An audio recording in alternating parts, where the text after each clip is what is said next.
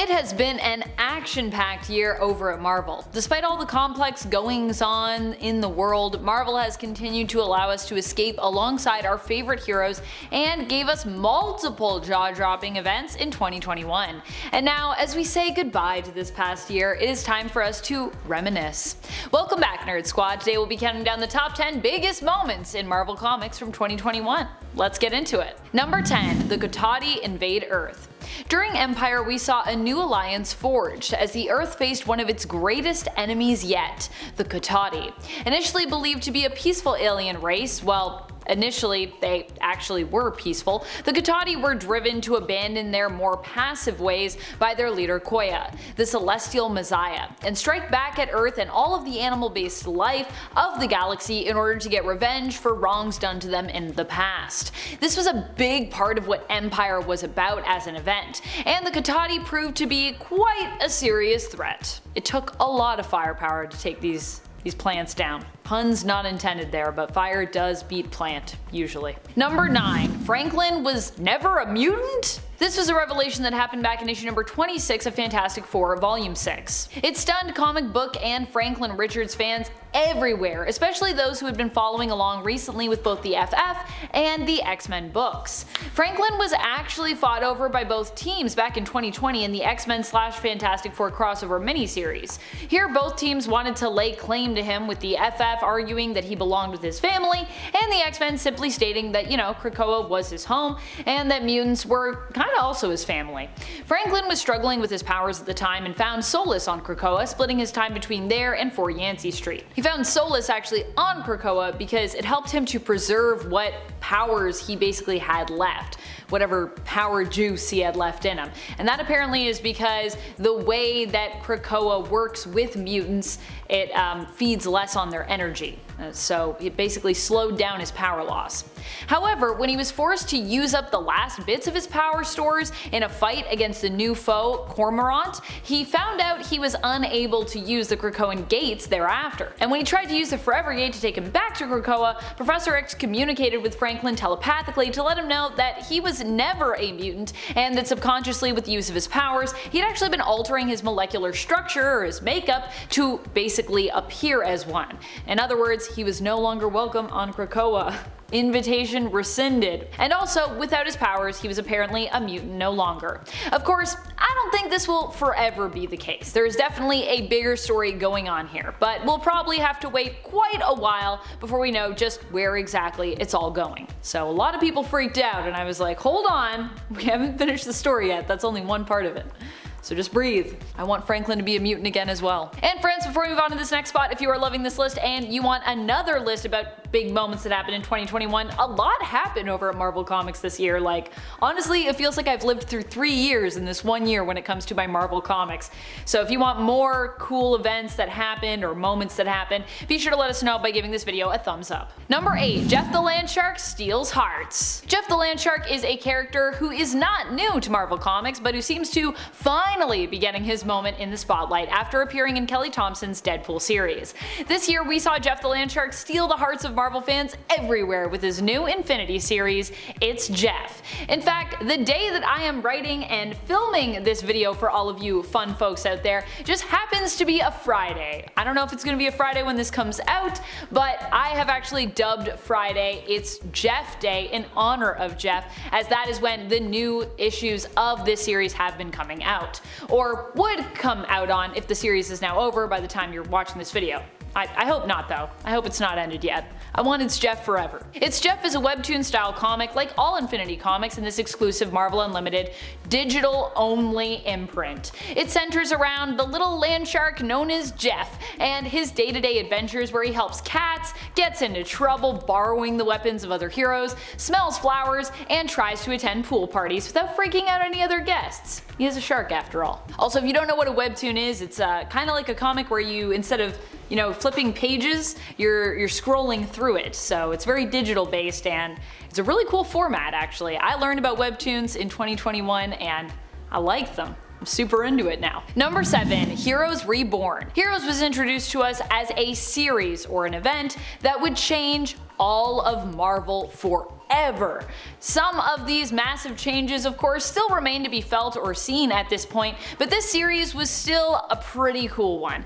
Not to be confused with the original 1996 event, also titled Heroes Reborn, this story was centered on an alternate world where the Avengers had basically never existed. In their place was the Squadron Supreme, who are kinda similar to DC's Justice League, but in this vein are much more brutal and a lot less cookie cutter if you ask me. That's not a snub at DC's Justice League, by the way. I'm not saying there's anything wrong with DC's Justice League. I just mean they're very goody two-shoes, and Squadron Supreme is not as goody two-shoes. Basically they're like DC's Justice League if we displace them to somewhere like Marvel's Ultimate Universe. It turns out that this reality was actually a fabrication of Mephisto's, who here is also worshipped somewhat like a deity. The purpose of all this was to show all the Mephistos of the multiverse what they could be capable of, and to basically bring them all together. Which, we don't know what's going to happen with that yet, but something probably really crazy. In addition to that, this alternate version of the Squadron Supreme, who it turns out were created by Phil Coulson with the Pandemonium Cube after being influenced by Mephisto, are now still roaming free and probably a little crazed in the reality of 616. So now we have another even more wild Squadron Supreme out there in addition to all the other previous versions. And I gotta say, I really liked this version of Squadron Supreme. They're crazy, I love it. Number 6. Return of Ben Reilly. Ben Reilly took up the mantle of Spider-Man in the current series when Zeb Wells and the Beyond Board team took over the Amazing Spider-Man series. That's right, everyone's favorite Peter Parker clone Ben Reilly is back, and he is better than ever. And he even has a corporation who owns the rights to the Spider-Man name backing him the whole way. Ben in his solo series was driven insane by his 27 deaths and resurrections, which left him physically and emotionally scarred, and also resulted in him becoming a sociopath. But in Spider-Geddon he got a chance at redemption when, as part of a secret plot, he ended up dead and then resurrected a 28th time, which basically reset Ben somehow, turning him sane once more. So now he's sane, a hero, and he has way better tech and intel even than Peter Parker, which is great for Ben but ends up being life-threatening for Peter when he tries to keep up with the new corporate Spider-Man. Number 5. Knull terrorizes the cosmos. The King in Black event meant that Knull was on his way to Earth, leaving a trail of death, destruction, and darkness behind him as he carved his way through the stars. Eventually, Knull would arrive, marking the beginning of this event. And boy, what an entrance he made. Knull demanded the people of Earth hand over Eddie Brock, aka Venom. In exchange, he would make the death of Earth quick and painless. How nice. But you know Earth's heroes, they weren't just going to take these threats lying down. Almost as soon as Knull had landed, one of the strongest and most powerful heroes to have ever graced the pages of Marvel Comics appeared. Yep, we are talking about Robert Reynolds, the Sentry, but you can call him Bob. The Sentry flew up into the sky with Knull, assuring him that this would be over soon,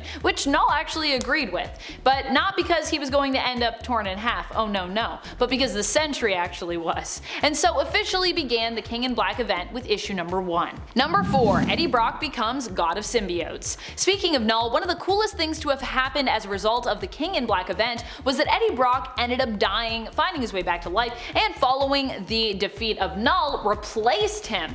Eddie hung up his own symbiote Venom, who would later on end up bonding with his son Dylan while watching over him at Eddie's behest. Dylan would become the new Venom as Eddie was busy with more intergalactic matters as the new Knull, the new ruler and god of symbiotes across the galaxy. While Knull was once known as the King in Black, that is now Eddie's current title in the comics, and he aims to protect his symbiotic brethren from the darkness of the universe while connecting with them through the Hive, being the one to take over for them mentally and physically whenever aggression is needed so that they don't have to feel that and be that way, which is really nice.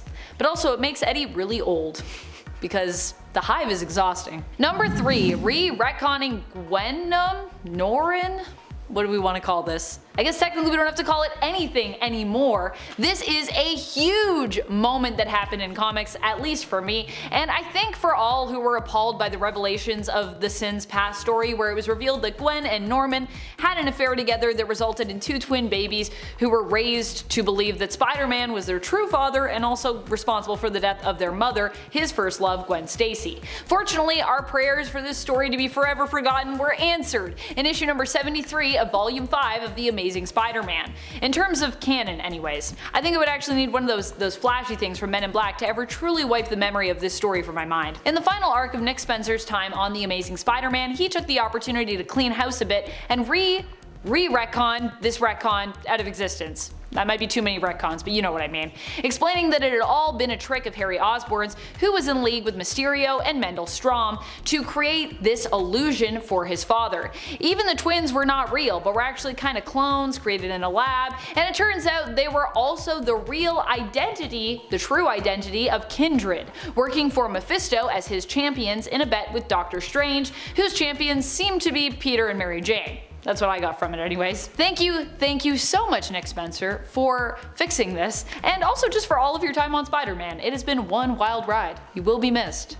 I'm also excited for Zeb Wells though, so either way, it's great. Number 2. Mutants take over Mars. In Planet-Size X-Men, we truly got a planet-sized development when it was revealed at the Hellfire Gala that Krakoa and Arakko had taken over and terraformed planet Mars. They claimed it as their own planet, a solution to the problem of the Araki wreaking havoc on planet Earth. This way, the Araki could still be included in the nation and now, I guess, sort of empire that mutants were building, but without them causing undue problems. It also gave the Araki the space to be who they wanted to be unapologetically. Not that they would ever apologize for being who they were anyways. Obviously, Earth, its politicians, scientists, heroes, and NASA were all pretty upset to hear of this development, feeling like Krakoa had no claim to Mars and didn't deserve to take it, even though they were the ones that, they terraformed it, so yeah. So while this is super cool, it also creates new problems and extra tension moving forward for the mutants. Storm also took her place as Queen, or Regent, of Mars and became the sovereign of the new mutant planet. Pretty cool. Number 1. The Kree-Skrull Alliance. There's a Spider-Woman podcast I listen to where one of the hosts actually refers to this as the Skree Alliance, which I kinda like, so I might do that here. Just FYI. It's just a little neater. Although normally I actually refer to this as just the Alliance myself. The Skree Alliance came together under Emperor Doric VIII, someone most young Avengers know simply as Hulkling. As such, we often refer to him now as Emperor Hulkling. With Teddy Altman being the descendant of the original and honored Kree champion Captain Marvel and Skrull royalty Princess Anel, he is the heir apparent to this alliance, which has chosen to come together to fight a common enemy. You may have guessed it from earlier on in this list, the Cotati. After hundreds of years of war, peace was forged between the Skrull and the Kree, which also makes the Alliance one of the most powerful empires in the galaxy. What are some of your favorite moments from Marvel Comics in 2021? Which 2021 series did you fall in love with? Let us know your thoughts in the comments below. This has been Top 10 Nerd, and I am your host Amanda McKnight. Till next time, and next year, you stay nerdy, YouTube, and Happy New Year's!